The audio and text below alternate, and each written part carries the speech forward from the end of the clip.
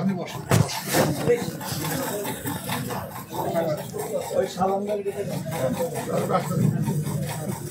ছেলেরা আমার ভাই হ্যাঁ ঠিক আছে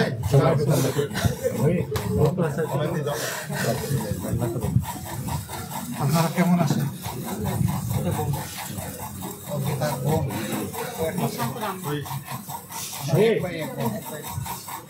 আর আপনি তার মা। আমরা তো আসছি আসলে আপনাদের দুঃখ শরীক হওয়ার জন্য, দুঃখ নিয়ে যেতে পারবো না, শরীক হওয়ার জন্য আমরা আসছি। হ্যাঁ বসুন।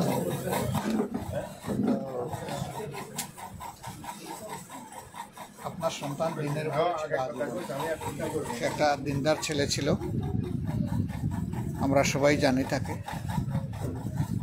আল্লাহ তাআলা জীবন দেওয়ারও মালিক, নেওয়ারও মালিক। আমাদেরকেও যদি আল্লাহ নিয়ে যেতে চান, আমাদের থাকার কোনো সুযোগ নেই। সে যে কাজে শহীদ হয়েছে, আমরা আশা করি আল্লাহ তাকে শহীদ হিসাবে কবুল করেছেন। আলহামদুলিল্লাহ, এটা অত্যন্ত গৌরবের এবং দেশের জন্য, তার নিজের জন্য নয়, দেশের জন্য, জাতির জন্য। আর আমরা একটা জুলুমের শাসনের মধ্যে ছিলাম।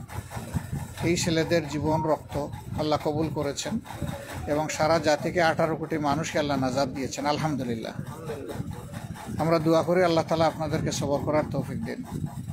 এবং এই সন্তান বেঁচে থাকলে সে হয়তো আপনাদের একদিন দেখাশোনা করতো। এখন আল্লাহকেই আপনাদের জন্য আমরা নিয়োজিত করলাম। আল্লাহ নিজেই যেন আপনাদের অভিভাবক হয়ে যান।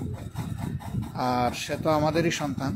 আল্লাহ তাআলা তার শাহাদত কবুল করুন, তার কবরটাকে আল্লাহ তাআলা জান্নাতের নূর দিয়ে পরিপূর্ণ করুন এবং হাসরের দিন সে যেন আপনাদের জন্য আল্লাহর দরবারে সুপারিশ করতে পারে। আল্লাহর কাছে এটা আমরা আরজ করছি, আল্লাহ যেন কবুল করেন। আপনারাও আমাদের জন্য দোয়া করবেন। এই দেশটা যেন আল্লাহ তাআলা দ্বীনের জন্য, ইসলামের জন্য কবুল করেন। তাহলে আলহামদুলিল্লাহ, এই দুঃখ আমাদের কারোই থাকবে না।